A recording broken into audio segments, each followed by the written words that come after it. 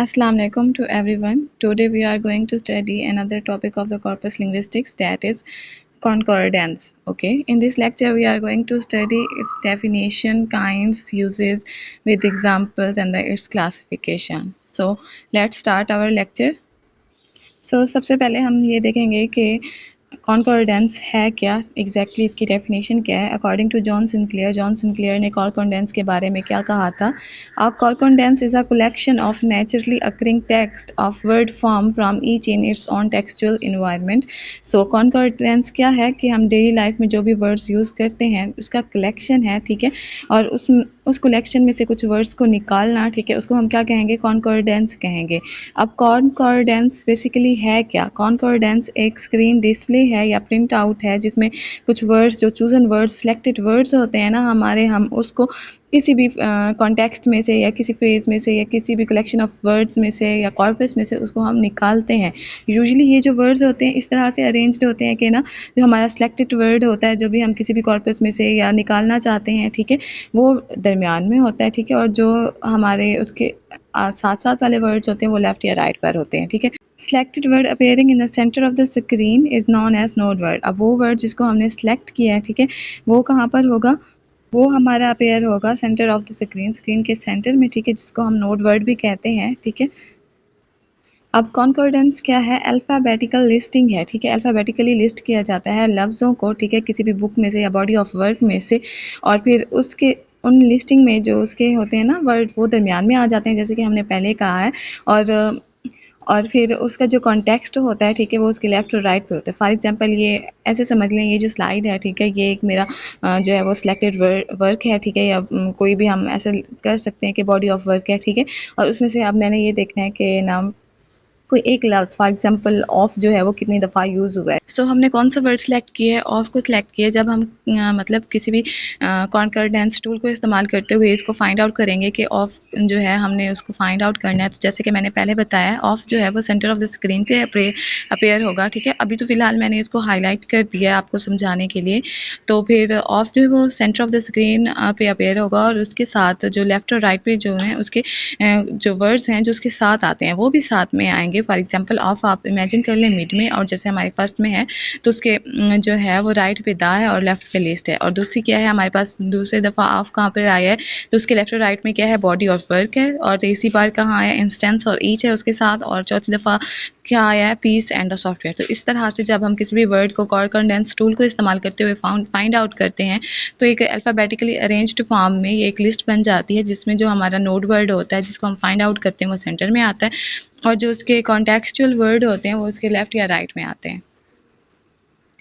अब ये तो हमने देख लिया कि ना हमने लिस्टिंग करनी है, एक वर्ड को सिलेक्ट करना है, उसको सर्च आउट करना है, फिर वो अपने ही जो है टेक्सचुअल एनवायरनमेंट में फिर वो बताएंगे कि कॉन्कॉर्डेंस टूल जो है इस्तेमाल करते हुए हमें ये पता चलेगा कि ना वो किस कॉन्टेक्स्ट में वो वर्ड यूज़ हुआ है। अब हमने ये देखना है कि ये सारा प्रोसेस जो है वो किस फॉर्मेट में होता है, ठीक है, कौन से फॉर्मेट में होता है। तो हम जिस फॉर्मेट में ये सारा प्रोसेस होता है उसको हम कहते हैं कीवर्ड इन कॉन्टेक्स्ट। इसको शॉर्ट फॉर्म में KWIC फॉर्मेट भी कहा जाता है, ठीक है। Where the search term is shown in the centre of the output window with the available or the fixed length or context on either side of it. देखें जी, फिर से वही बात आ गई, जो हमारा सिलेक्टेड वर्ड होगा वो सेंटर में होगा, ठीक है, और फिर उसके लेफ्ट और राइट साइड पर जो है उसके रिलेटेड वर्ड होंगे जो उस टेक्स्ट में या उस पीस ऑफ वर्क में या उस बॉडी ऑफ वर्क में उसके साथ आए हुए होंगे।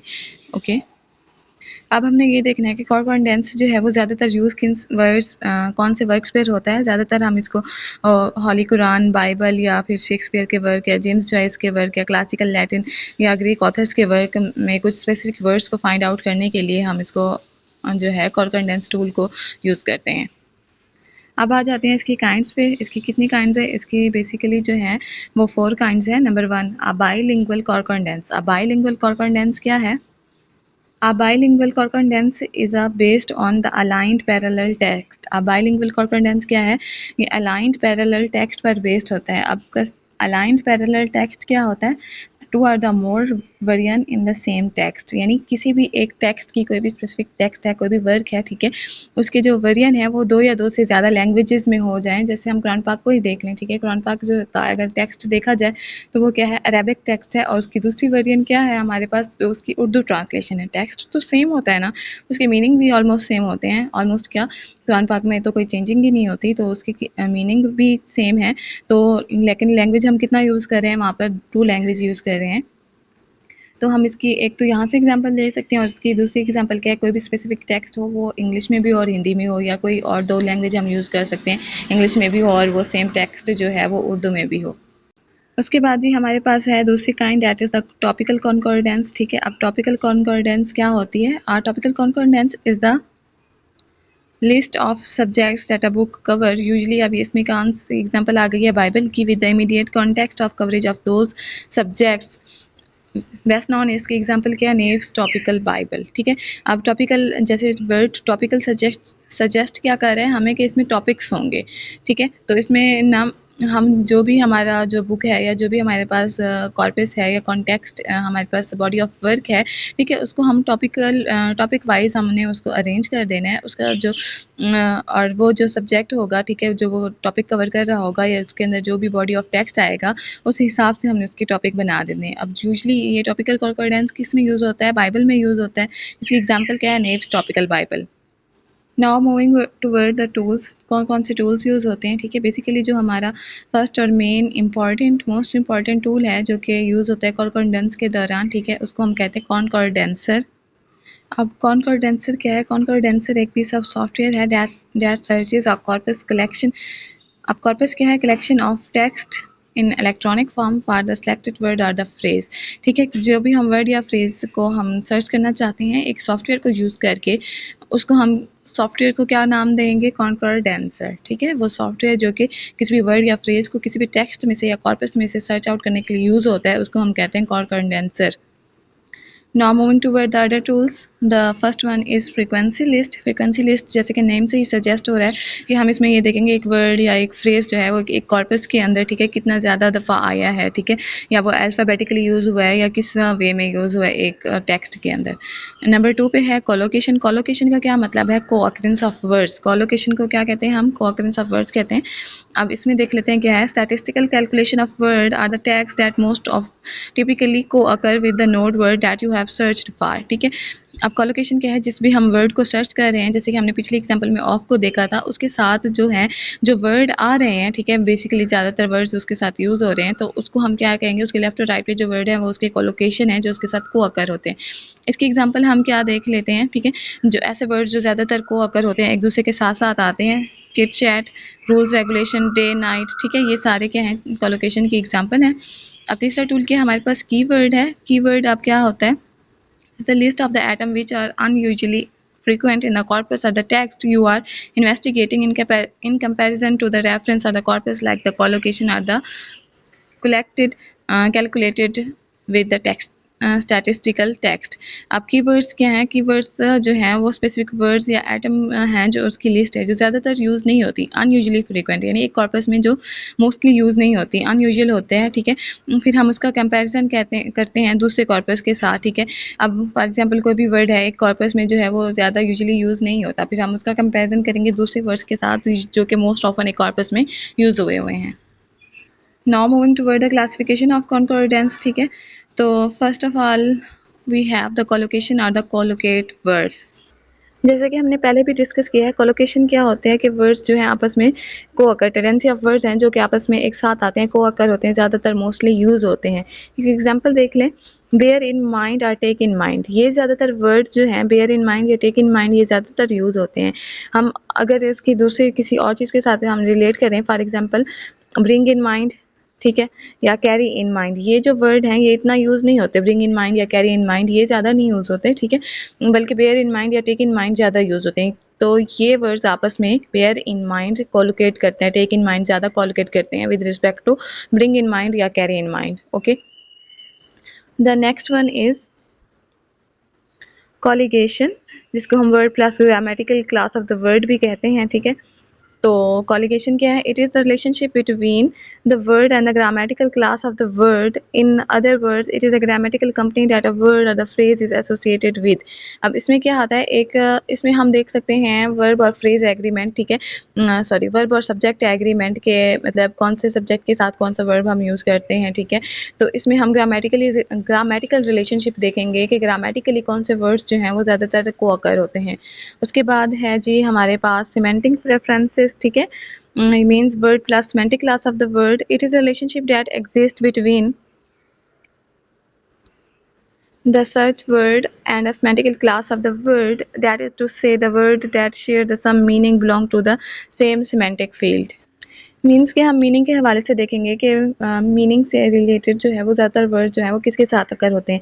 इसकी अगर हम एग्जांपल देख लें, जो वर्ड हैवी है वो ज़्यादातर को अकर करता है विद नेगेटिव इमोशंस, जैसे heavy hurt, heavy losses etc, ठीक है. और हम आ जाते हैं अपनी नेक्स्ट क्लासिफिकेशन की तरफ. दैट इज सेमेंटिक प्रोसोडी यानी द इन्वायरमेंट. अब इसमें क्या आ जाता है, it is the tendency of the word to be used in the particular environment. It can be positive और द नेगेटिव, फॉर्मल और द साइंटिफिक कॉलिकल etc. अब ये इसमें हम क्या देखते हैं, एक नेचुरल इन्वायरमेंट के अंदर जो है वर्ड्स एक दूसरे के साथ किस तरह से आते हैं.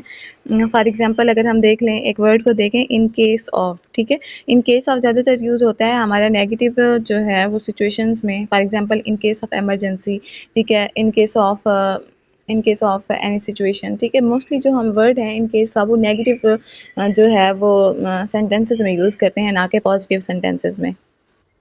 नेक्स्ट है जी यूजेस ऑफ कॉन्कॉर्डेंस. अब इसके हमारे पास कितना यूजेस हैं, 5 यूजेस हैं, ठीक है. Number 1 is they are a way to look at what is conventional. इसमें हम क्या देखेंगे कि क्या कन्वेंशनल है लैंग्वेज, ठीक है. And what is the more frequent, और ज़्यादातर फ्रीक्वेंटली क्या चीज़ यूज़ हो रही है. For example complain about and the complain of. अब ये जो वर्ड है कंप्लेन अबाउट, ठीक है, कंप्लेन अबाउट जो है वो ज़्यादातर कन्वेंशनली यूज़ होता है, ठीक है. लेकिन जो कंप्लेन ऑफ है ये वाला वर्ड जो है वो ज़्यादातर यूज़ नहीं होता, ये लेस कॉमन है. अब सेकंड इसका यूज़ क्या है, they clarify the meaning of the words generally considered as the synonyms which seems to have the same meaning but in reality they tend to be used in differently. अब इसमें क्या आ जाता है कि बाज़ औक़ात ऐसे वर्ड्स होते हैं जिनके मीनिंग तो सेम होते हैं, सिनोनिम्स होते हैं वो वर्ड्स एक दूसरे के, लेकिन वो डिफरेंट जो है वो कॉन्टेक्स्ट में यूज़ हो रहे हैं और अपना मीनिंग जो भी है वो डिफरेंटली कन्वे कर रहे होते हैं.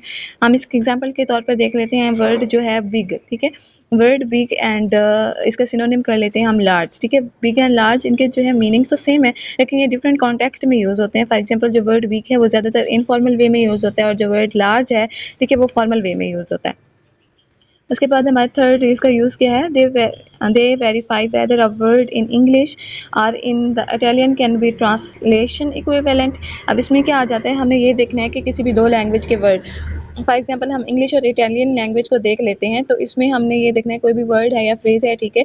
जब हम इन कोई भी वर्ड को देखेंगे कि उसका जो मीनिंग है वो सेम आ रहा है या नहीं आ रहा है दो लैंग्वेजेस में. फॉर एग्जांपल इंग्लिश लैंग्वेज का वर्ड हम देख लेते हैं गेट ऑन, ठीक है, और उसके बाद हम देख लेते हैं इटालियन लैंग्वेज का वर्ड है सेलायर सो, ठीक है. इनकी जो मीनिंग है वो सेम है, ट्रांसलेशन इक्विवेलेंट है.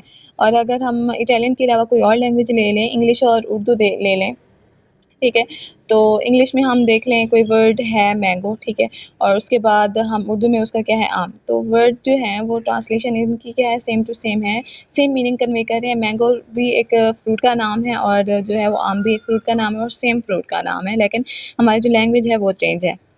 उसके बाद जी इसका नेक्स्ट यूज़ किया है, जो एक सिंगल वर्ड होता है, ठीक है, वो यूनिट ऑफ मीनिंग नहीं होता, ठीक है.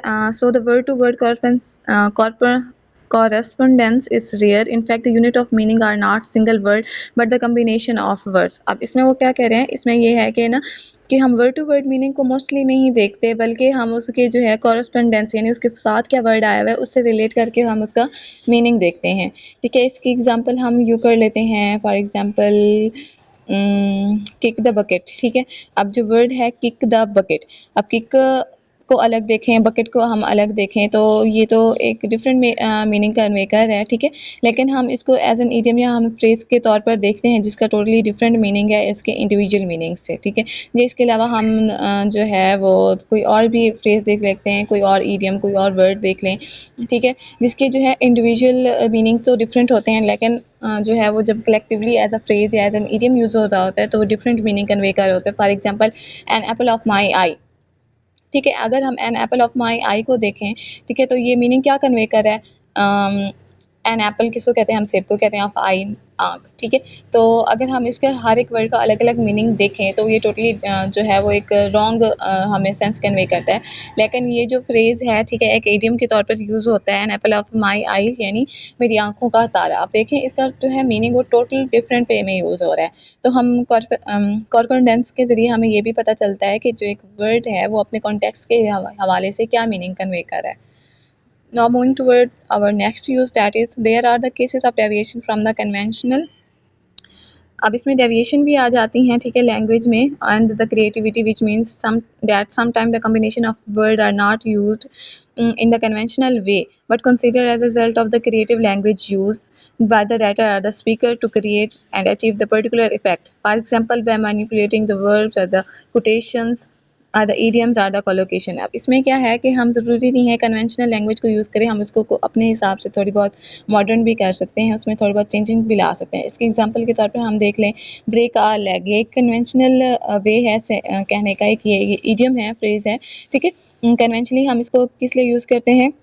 गुड लक के लिए या मतलब अच्छी खुशकिस्मती के लिए। लेकिन अगर हम इसमें मैं थोड़ी सी क्रिएटिविटी लाना चाहती हूँ तो हम क्या कहेंगे? Break a smile. तो मीनिंग तो ये सेम टू सेम कन्वे कर रहे हैं, लेकिन मैंने इसको थोड़ा सा क्रिएटिव वे में यूज़ किया है। ब्रेक अ लेग की जगह मैंने ये क्या यूज़ कर दिया? Break a smile.